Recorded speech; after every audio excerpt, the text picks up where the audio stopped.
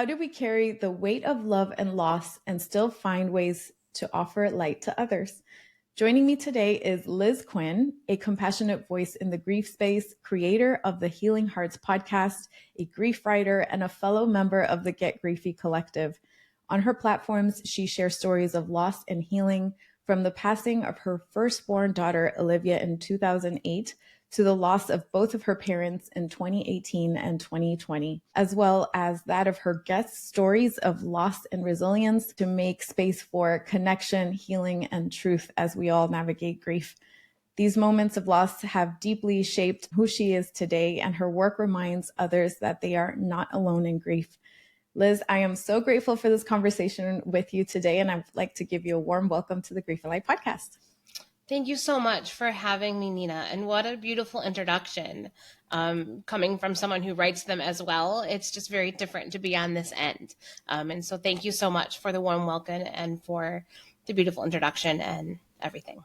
It's an absolute honor to have you, my friend. And I know exactly what you mean. The feeling is a little different when you're on the interview side of the conversation. Your story is very powerful. It's obviously, bittersweet with all of the grief that comes with it, but you've been such a beautiful voice in the space and a place of comfort and a soft place to land for other bereaved mothers and people who have lost their parents as well in this community. So start with the loss of Alivia and how that shaped grief for you at that time. Yeah. So losing Alivia, definitely a big shock to motherhood. And it was one of those that I lost Alivia shortly after she was born. I had I don't want to say a perfect pregnancy, like that picture perfect pregnancy, but it was as perfect as you can imagine, no real complications. I did have gestational diabetes, which is just something that you can develop in pregnancy. It just means you have to watch what you're eating and things like that. And I did really well with that, so I didn't have to progress to anything else. My pregnancy with Alivia was also a surprise. My husband and I had only been married for about 3 months. He was still in college. I had just graduated. So I was working as a substitute teacher to help kind of like support him while he went to school. And it was just one of those, oh man. And I knew the minute I was walking into the Walgreens to buy a pregnancy test, I was pregnant. I didn't need the test for reassurance. You had that intuition. I just took the test. And I just knew. I was that regular at the time, and I just knew. So it definitely terrified us at first because we were 23, just married, husband still in school, barely making ends meet because that's just what we are. Living in an apartment, and as scared as we were also very excited. From that very first heartbeat that you hear at like that 8 to 12 week range. We just knew she was meant to be ours. And so started the planning stages of, okay, we do have an extra bedroom in that apartment. What theme do we want to do? We have to keep it cheap because, well, we don't have the money to, do all the things. So we went with the Winnie the Pooh theme because I was a big Winnie the Pooh fan in high school and had a bunch of already figurines and such. And it's actually very popular, so it was easy to find hand-me-downs and things like that at garage sales or consignment sales, which is where we did majority of our nursery shopping. And like I said, pregnancy went relatively well. My best friend was an OB nurse, so she kind of gave me the ins and outs of what to expect and not expect when it came to pregnancy or feeling nervous about things. And I didn't have any real reason to feel nervous because I hadn't known anyone that had experienced a loss. So that naiveness that you have in pregnancy, if you haven't experienced a loss, you have it, and it's beautiful. And so, like I said, everything went relatively well. Alivia was born July 23rd, 2008. I went in for my 40-week appointment, July 22nd, and I was like 2 centimeters, like I was barely laboring, but I was laboring enough that my doctor was like, go home and walk. Just walk, and I'll check back with you in the evening. I I was done being pregnant at that point. Like, it was in the middle of summer. It was hot. So she knew that You're ready. I was ready Yeah. to meet this girl. It was time to meet our daughter. And I did exactly what she told us, and we walked. My husband was prepping for a big final. He was in summer school at the time, and he was finishing up his for a final so that he could be done with school just in time for baby to be born. So I remember him studying and taking notes of how far apart my contractions are. I remember their notes being like, okay, this is 7 minutes. And then I remember I was taking the long walk. And when she called to check in, she was like, okay, come in. Let's see where you are. At that point, I was at 4 centimeters, so much effaced and things. And she's like, let's walk the halls of the hospital. It was like 6:00 p.m. And so I walked the halls of the hospital, and around 10 p.m. on the evening of the 22nd, I was admitted and labor began. They broke my water. I didn't have an epidural. I didn't have any pain meds. I had a lot of back labor. And so they would give me these heating pads to put on my back, but I have a high tolerance for heat, and they were never hot enough. Um, so always, like, within 10 minutes, the nurse had to bring me another one. And so I labored through the night. For the most part, everything went well up until it was time to push. About 6:00 in the morning, the doctors was like, it's time to push, and between there, it was just finding ways that you're comfortable, broke my water, putting the monitors. There was nothing exciting that happened between the time I was admitted to the time I pushed. There were no No like scary signs, niece. nothing Mm-mm. concerning. It was just No, very uneventful, if you yeah, will. very Okay. normal laboring pregnancy, birth and things like that. Even my best friend, who's an OB nurse there with me, said the same thing. There was no reasons to be concerned. And so I came to push. I pushed for about 2.5 hours. In that staging of pushing, her heart rate did go down, but that's very common because she's now going down through the birth canal. It's going to be harder to get the heart rate, all of the things. So there was nothing that showed any concern. It wasn't until like she was born. So she had a hard time coming out. So they did have to use the vacuum a little bit, but nothing else. Again, nothing to be concerned until my final push. She came out with a slight heartbeat, but was not breathing. Um, so she didn't cry. I don't know all of the details. My husband has a better vision of like how fast everything went, where we went from having maybe 3 or 4 people in the room to having 20. Like a Wow. lot of people, because this was a really unexpected thing to happen. They weren't Did you expecting. understand in that moment what was happening? Or Yes that and something no. was happening? Sometimes, I mean, yes and no. I knew that um I knew something was wrong because obviously she wasn't crying. She wasn't coming onto me. My husband's face was definitely pale. My best friend was just trying to comfort me, but at the same time, she was terrified. I still had placenta to deliver.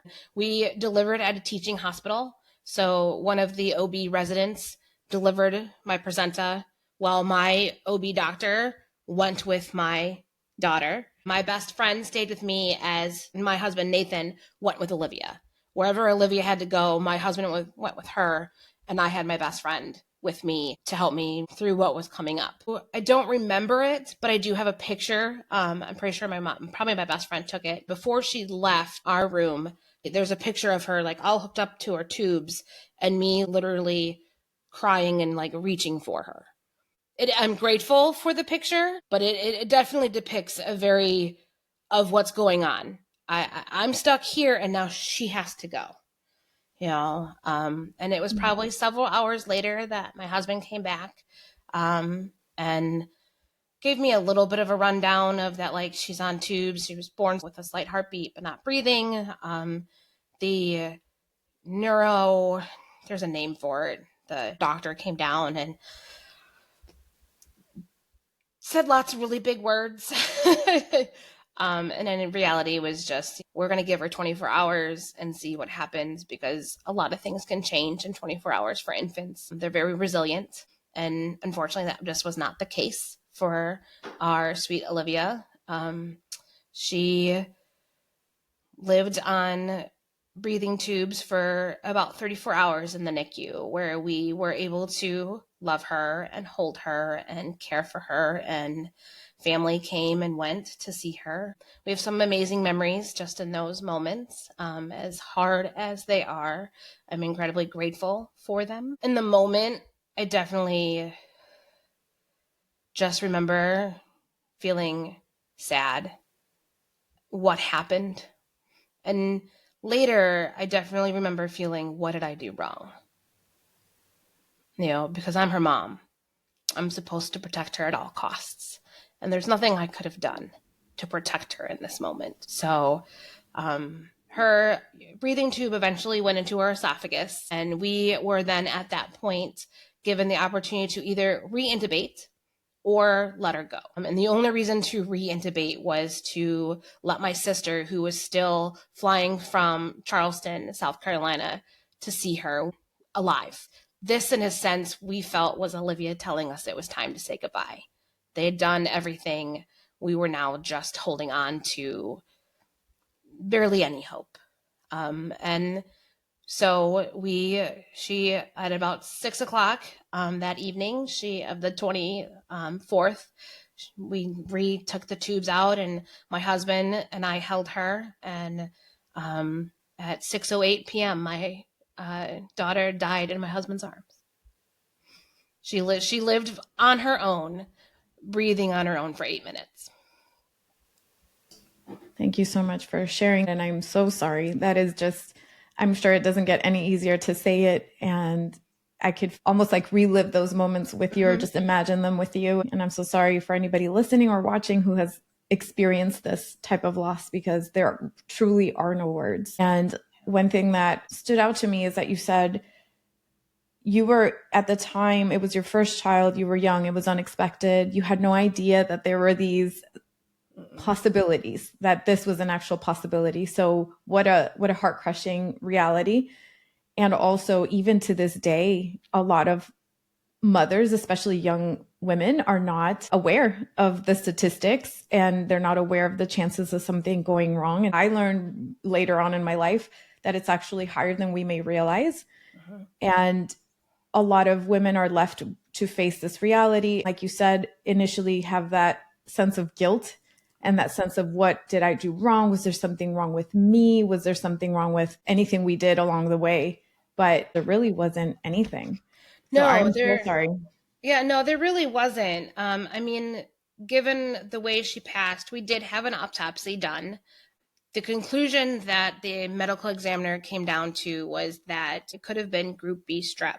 Group B strep is a natural organism that lives in that area of women, and you get tested for it around 36 weeks when you're pregnant. And if you're positive and you're going to have a baby, you get penicillin. I had tested positive. I remember it went in early. There's no real reason for it to be group B strep, other than that's just what all the signs pointed to in an autopsy. So we will never really know if that's true or not true. I have gone on to have 3 beautiful rainbow babies. And when I got pregnant with my daughter, Zoe, who is now 14, we took a lot of precautions that we didn't take, obviously, with Alivia. And one of them was making sure that I got tested for group B strep every 6 weeks, just because of what the medical examiner said. And every time I would get tested, I'd test positive. So my doctor drawed the conclusion that I have a higher concentration of that organism inside of my body, that we could do a lot of testing and could have done, all kinds of experiments to find out how much penicillin I would need. I didn't need to know. I needed to bring home a baby healthy. That is all that mattered. So I could have been this really cool science experiment, but that's probably a good indication that if I was ever to give birth vaginally again, if I ever would want to, which I don't, that's a whole nother traumatic situation. But it was good to know that maybe that was a reason. And not that I needed one, because with a reason or without a reason, it doesn't bring her back. It doesn't change the fact that I'm her mother. It doesn't change the fact that I have to mother a child not here. Yeah. So did you understand that intuitively, the whole being a mother to somebody heavenside, to beautiful Alivia, or was that something that you had to build a relationship with her in spirit? How was that journey for you you? definitely had to build, because you don't necessarily feel like a mother when you don't have a child physically. It takes time. Honestly, it takes you understanding that you did give birth. You had a child. And I mean that even in that, like, yes, I had my daughter and I physically gave birth to her, but I've also had 2 miscarriages. And that same loss, like, you're still a mother because you loved those babies the minute you knew they were yours. And I think that's the thing you have to understand, is that they were yours no matter what. And so once you start to realize, okay, they are mine, how you want to share them is up to you. I wanted to make sure that Alivia was part of our family because she made me a mother. She made my husband a father. She made us a family. And it was definitely not an easy road. Like, you have your ups and your downs. And one of my very first moments of denying Alivia as my child was, I don't remember the exact moment, but I do remember being asked if I had any children. It was probably shortly after losing Alivia, within at least the first year, but I'm going to say probably within the first 3 or 4 months, because by Christmas we were already starting to honor her and have her presence. So within those 3 to 4 months, I was asked if I had any children, and I said no. And I immediately went to my car and cried. I will never forget that moment. I can still feel the heaviness of it had on my heart, that, like, how could I have denied Alivia? She is part of me. And so I knew from that moment on, I would never, ever deny who she was. She was my daughter. I will always, when people ask me, how many children do you have? There's variations of how I answer it, because it all kind of depends on who you're talking to. I think that happens in any type of loss, how you're going to answer if both of my parents passed, or I'm just going to be like, well, they're not here. Like, there's just different ways of answering that. And so sometimes I'll answer it, yeah, I have 3 here, 1 in heaven. Sometimes I'll just say I have 4. And if they decide to ask more questions, then I'll give them the actual answer. But sometimes it's just as easy as, well, I have 4, because sometimes they don't need any more details. I have so much compassion for that version of you, because it is mental gymnastics, especially those first few times when you have to answer the question, you're not even sure what to say. And I've spoken with some grievers who say, I said I didn't have my person, whoever that was to them, because I didn't have the capacity to talk about it. Like, my throat was closing up, my body was shaking. So it was easier to say, no, I don't have this person. But that moment when you utter those words out loud can be soul crushing. So I have so much compassion for you. It also sounds like it gave you that feedback to say, no, I'm never doing that again. She is very much a part of our lives. Yeah.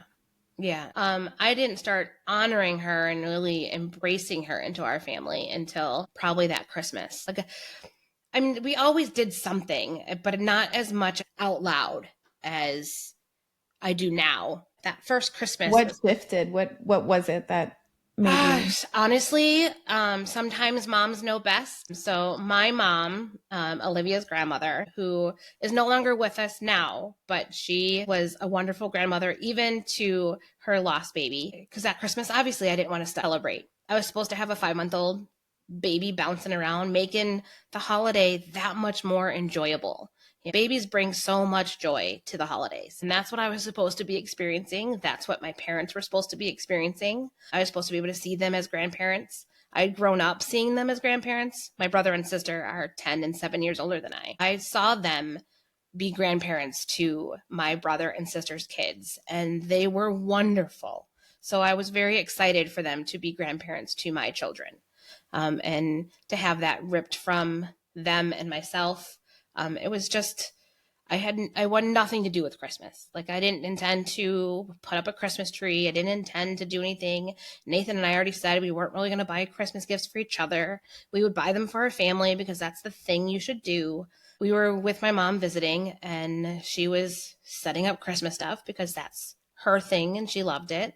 When growing up, she had a 6-foot tree she called her teddy bear tree. And so it was decorated with all kinds of teddy bears and white lights and really pretty garland. And it was always really pretty. And it was always really in the kitchen and just a little focal point. And at one point, I think we went to St. Vinny's, which is a consignment store. And she was like, you should put up a tree. And I'm like, Mom, I already told you I'm not celebrating Christmas this year. I will celebrate with you and we will do the things we usually do. But in my own apartment, in my own house, I'm just not there. And she's like, okay, I understand. But when we were leaving, we lived about an hour and a half away from my parents when we had Alivia. And when we were getting ready to leave, because we went there probably to do laundry, my mom had put her 6-foot tree and all of the things, minus the teddy bears, into the back of our car. And she's like, just in case. And I'm like, fine, I'll humor you because you're my mother and I love you, but it's not happening. And it sat in the car for probably 2 weeks. It just sat in the back of the car because there was no reason for it to come in the house. I was not making a tree. And I don't know what came over me one afternoon. I decided that maybe a tree could be okay. Maybe just a tree would be okay. I went to the car and I set up my mom's little 6-foot tree with her white lights and her crystal garland. I looked at it and was like, it needs ornaments. So Nathan, my husband, and I went to all of the stores and bought all of the ornaments that were angels or whites or butterflies that reminded me of Alivia. And we decorated our very first Alivia angel tree. And we have had the version of that tree for the last 16 years. A tradition that we do with her siblings today. Wow. And it's one of those stories that gives me so much joy because it is honoring my daughter, but it's also remembering that my mom just sometimes knew more than I did. And it's so special now that she's not here. It sounds really special. And thank you for sharing that piece of your heart with us, because that sounds like a continuation from your mother's tradition to Alivia to now your family. And for years to come, maybe they will take that with them in the future as well. Thank you for your vulnerability. I know this is not easy to recount, but it's beautiful to share as well. So what would you say to a bereaved mother who has experienced loss and who is thinking what to do next? Do I continue to grow my family? And is in that in-between stage of not knowing what to do? What would you say to that person? It's a very delicate situation to be in. And I think when you feel ready, you will be ready. Obviously, right after losing Alivia, we were not ready by any means. So there was a friend of mine that was pregnant right around the same time I was. She actually had her daughter 3 days after I had Alivia. I knew pretty early that I wasn't ready to have babies in my life. Partly because of that experience.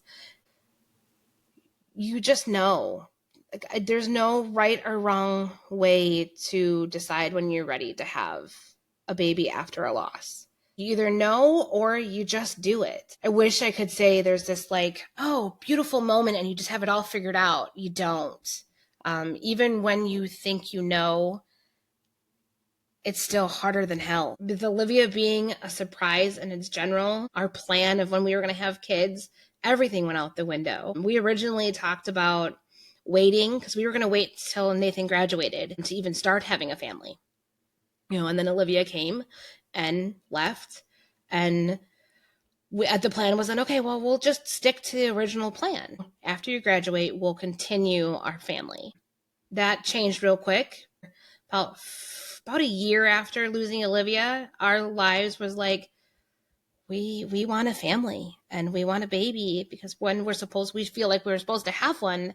And for me to know it was time was I was at a wedding and one of my really good friends was getting married and she had already had a baby and she wanted to dance with her husband and she tossed me a baby. She was like, can you hold him? And I'm like, I haven't held him. Sure. And holding him was the indication of, I want one of these.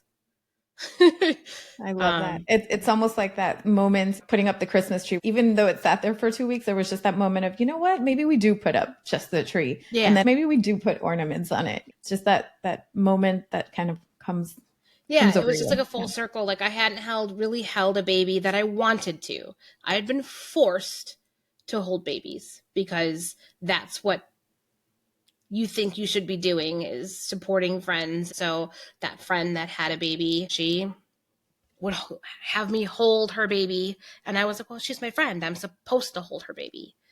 I learned real quickly, no, you're not supposed to do anything. You don't want to hold a baby, don't hold a baby. Don't want to go to a baby shower, don't go to a baby shower. Those things are okay. You're not taught any of that. You just kind of have to navigate it and figure it out on your own. At least I did. I think it's a lot more said now that it's okay to say, no, I don't want to do this because, this is where I am in my process. But holding that little boy for the first time and being okay holding a baby was kind of an indication of like, okay, we could do this. We got pregnant. I wanted everything in my power not to be pregnant at the same time that I was with Alivia. Did not go that way. My daughter is pretty much born 2 years later. Zoe's birthday's in July, just at the beginning of July instead of at the end.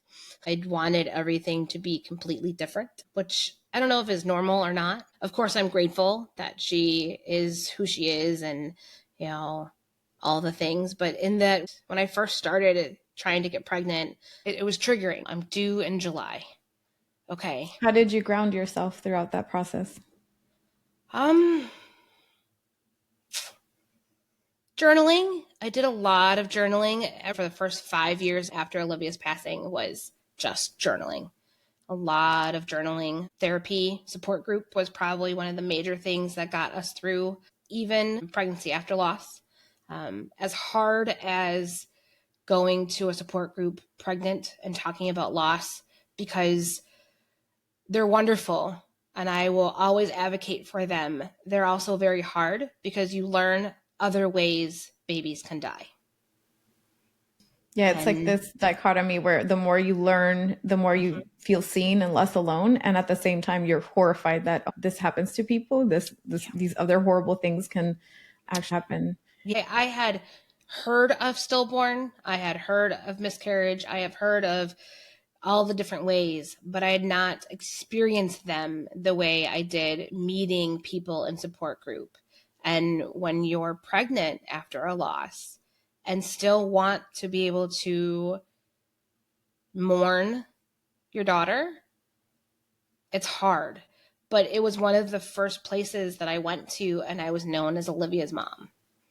It was not Liz. Even after Zoe was born, I wasn't Zoe's mom. I was just Olivia's mom. Now with my kids in school, I am Zoe's mom, Logan's mom, Grayson's mom. I'm never just known as Olivia's mom. And so it's really kind of cool when you step into that space or you meet a mom that only remembers you as Olivia's mom. That is So really beautiful. And you mentioned Olivia's siblings. How has their relationship with Olivia been shaped over the years?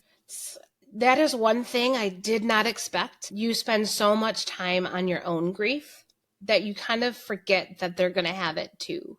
I didn't think about them experiencing grief because they didn't know who she was. It's not why would they grieve. It was just more of like, oh, yeah, she is their sibling because we've done that. We have created her in our family. Her picture is hung up on her walls. We talk about her. The Alivia tree we've done every year. They've known nothing else. So she is their older sister. And I will say that was probably one of the hardest parts, was realizing they have grief over a sibling they don't know. Very unexpected. It was not on my grief radar at all. The grief radar, I like that. I love that. Thank you for sharing that. I have met other mothers who say, I was not expecting that my kid would actually have a relationship with their sibling whom they've never met. It just speaks to the bonds that we have with our loved ones, whether it be your child in that case, and in their case, their sibling. It goes beyond the physical loss of our person and our loved one. And it is possible to have continued bonds and have those relationships. It doesn't have to look any way other than what you make of it. In your case with Olivia's tree and all the ways we get to carry their love light forwards. I also want to touch on the loss of your parents, because that's another type of grief that is really life altering, and perhaps start with their names. Yeah, so my parents' name are Ed and Colleen Fox. They were amazing. Definitely had their ups and downs, as all parents do, but ultimately they did the best they could. And I feel like that's the generation that they come from. They just did the best they could.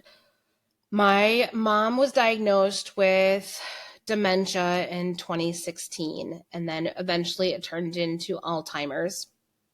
She deteriorated rather quickly, considering dementia and Alzheimer's can take like tens of years, and hers was probably within 4 or 5. And my dad became her primary caregiver at that point. My sister and my brother lived out of state. I lived out of state. It was just my dad and my mom being empty nesters and enjoying life. My mom had gone through a lot of back problems, so she wasn't working. My dad was working and she was home. And that's kind of where the start of recognizing that she was repeating herself, blank stare for a while. So my dad knew something was wrong, took her to get her diagnosed, which was a fight in itself, because they're like, she's just getting old.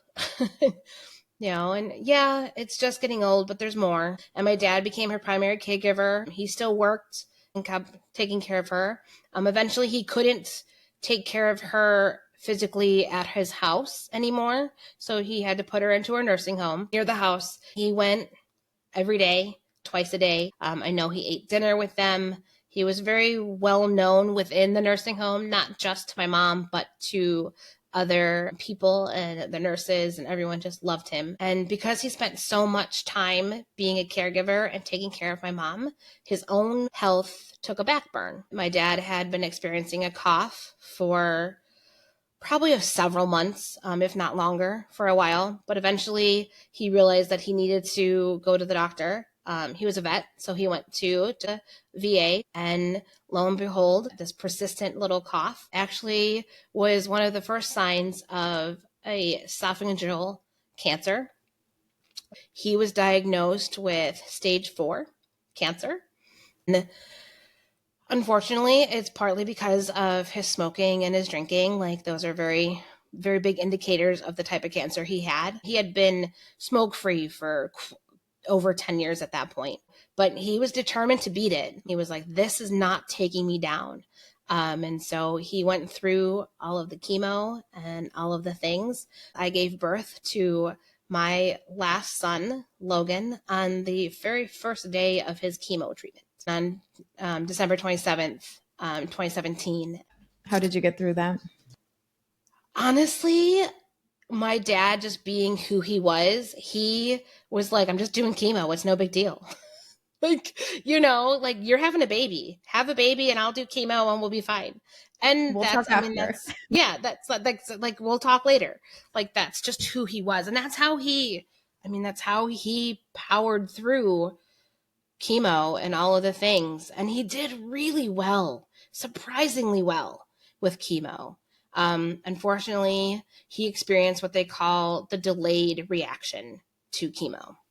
So he finished his chemo, I believe, in May of 2017, and he was still working. Like, he was a stock boy at a grocery store. He was doing all the things. He was still checking in on my mom as much as he could. And it got to be like June, middle of June, he started to like slow down and started saying that I'm going to take a break from work, and so like we were concerned, but my dad was one of those that, didn't give us the full information because he's prideful. He didn't want to admit defeat in any way. I lived in Pittsburgh at the time and my parents live in Wisconsin. We were scheduled to go back to Wisconsin in July of 2017 to see my dad and their family. When we walked into my parents' house at the time, my dad was in bed and sleeping, which is very unlike him. And it was just not a good situation. It was you could just tell that he had been sleeping probably 20 hours at a time, like it was just, and he was skin and bones. He was just not okay. Should not be in this house by himself. He had a PET scan or something to see how things were going. And they'd found bumps on his kidney. So they wanted to biopsy it. In the middle of the biopsy, his lung collapsed. So he had to immediately be admitted into the hospital and be watched for that. And in that part of that, we were then in the talks of palliative care. No one knew for sure how much time he had or not had. He was still in decent spirits, but he definitely could feel his body like going out on him, even though he wasn't ready to go. And so we were talking with palliative care, and I had to return to Pittsburgh. Like I couldn't stay and take care of him. So we decided to place him in the same nursing home as my mom. I didn't think he was going to beat cancer, but I definitely thought he had a while. Like it was not going to be quick, but this was the next best thing. He'd be with mom. He could be with other people that knew him. A week later, we received the phone call that he'd pretty much deteriorated over a day and passed away. Yeah. I'm so sorry. And at this point, your mother was still here. Like she went after him. She was still here. She was in the nursing home. Was she aware at that point of what was happening, or no? Very limited. Her time span of really her long-term memory was totally intact. Her short-term memory was probably maybe 20 minutes. So she knew my dad. She knew who he was, and he was the love of her life and all the things. But much more than that, no. So my dad passed. We had his funeral. 2 years later, my mom passed away. Same month, which is funny because they were born in the same month. Wow. So it all happens.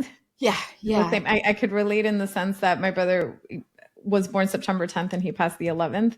So usually the months when you have somebody's birthday and they're passing and all these other things, it carries layers. Their birthday's not in the same month, but they were born in March, but they both died in August. So it's just kind of like the correlation that like they were a year and 10 days apart, and then they died 2 years and 20 some days apart. And my mom's death was a more expected, obviously, because she had Alzheimer's.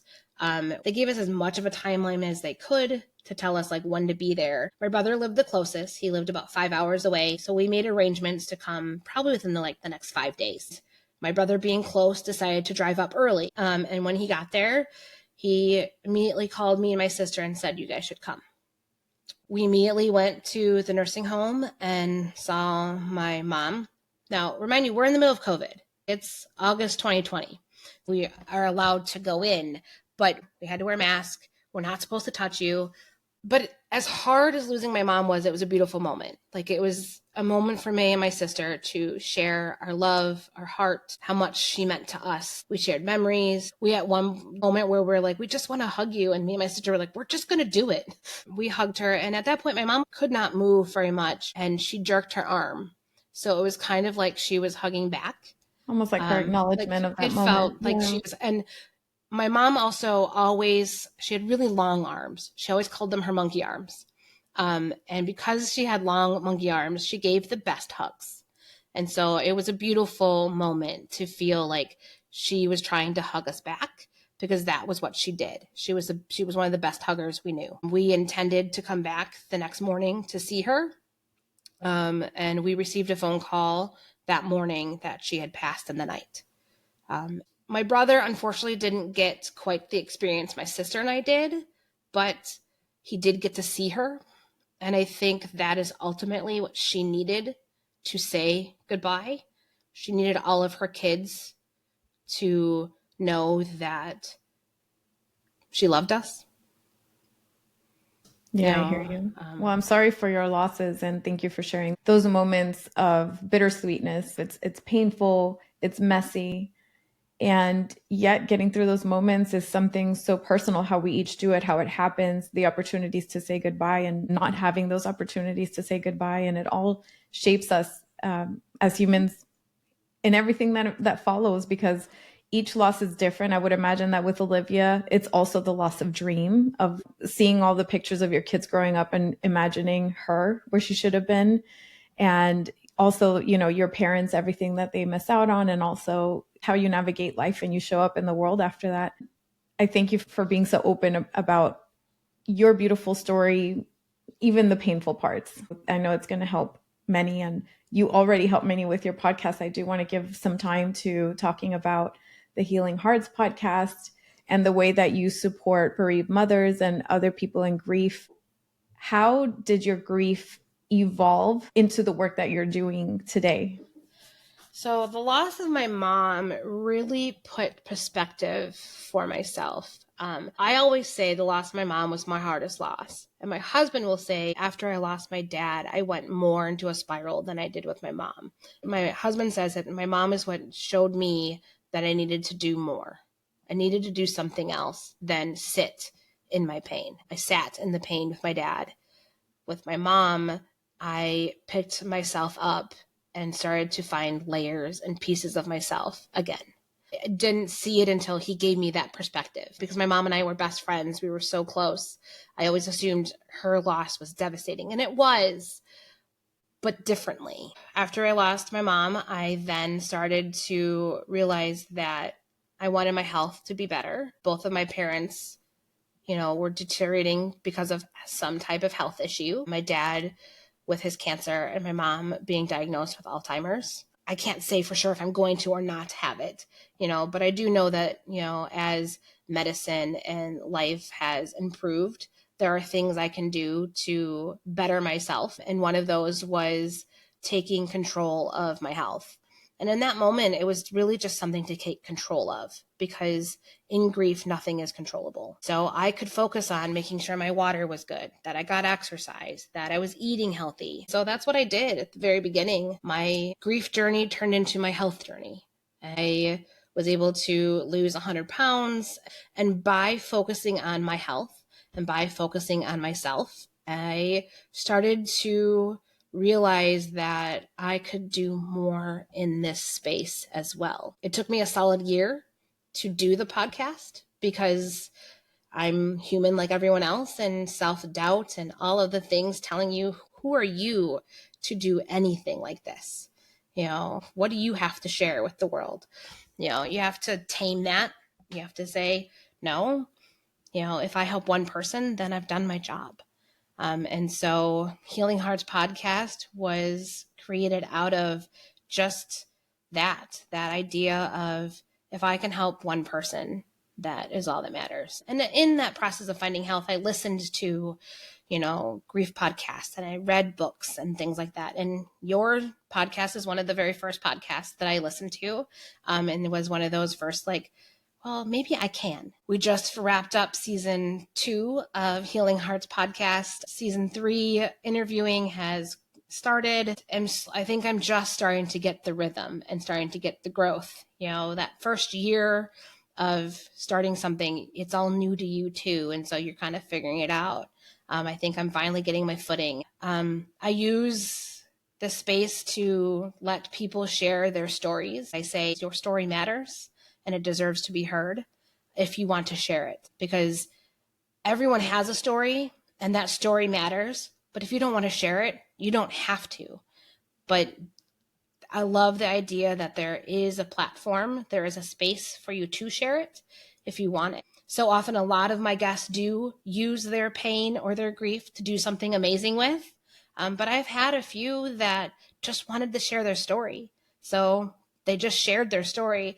They didn't have this, they took their loss and their pain and created a podcast or created a magazine or stationery. They just wanted someone else to know, I've been there. And that's powerful in itself.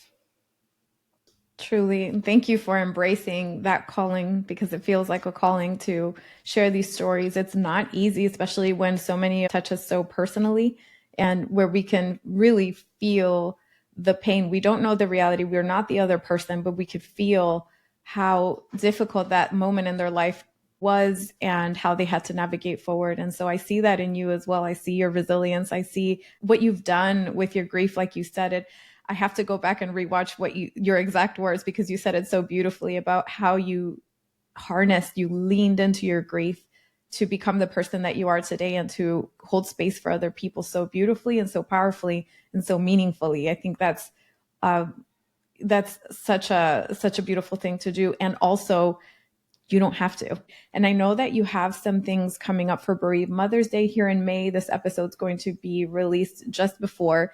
So anything that you care to share in terms of what you have coming up? So airing for Healing Hearts podcast is honoring bereaved mothers by having a special podcast panel of lost moms, varying when they had their loss, varying with the station, all the things. I mean, miscarriage, stillbirth, infant loss. We have 16 years, 8 years, 35 years since their loss.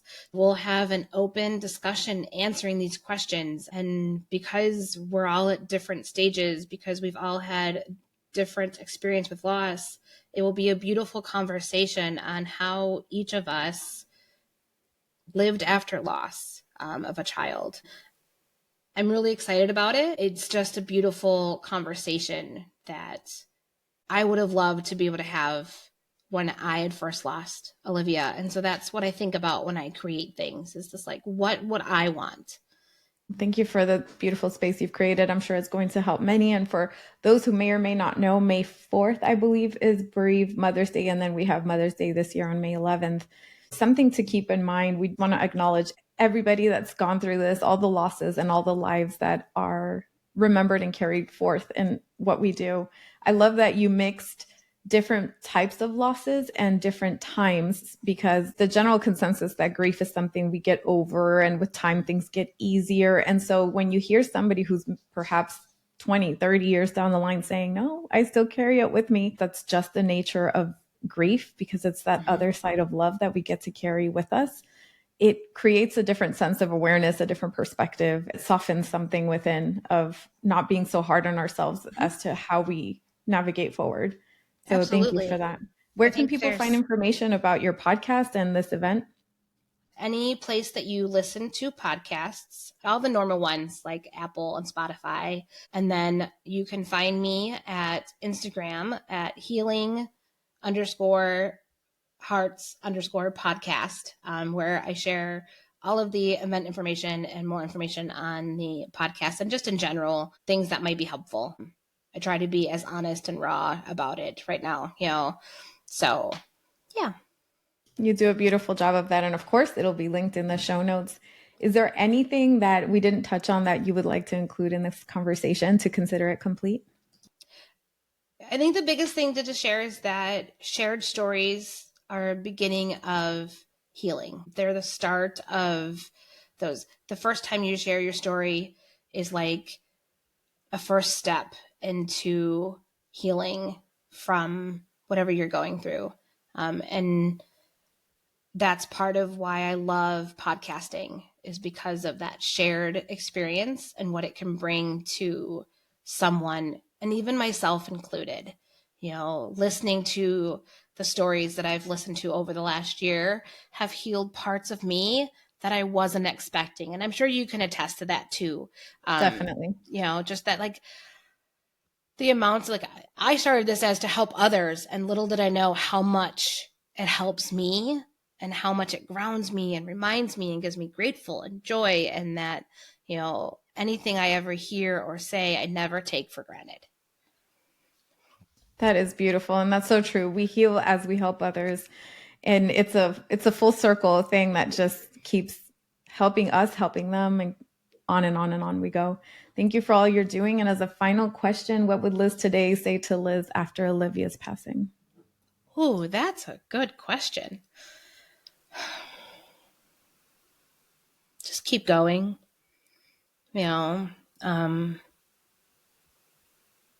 Just keep going. Life's beautiful. It's messy. It's hard, but it's worth it. Thank you so much, Liz. It's been an absolute honor. Thank you again so much.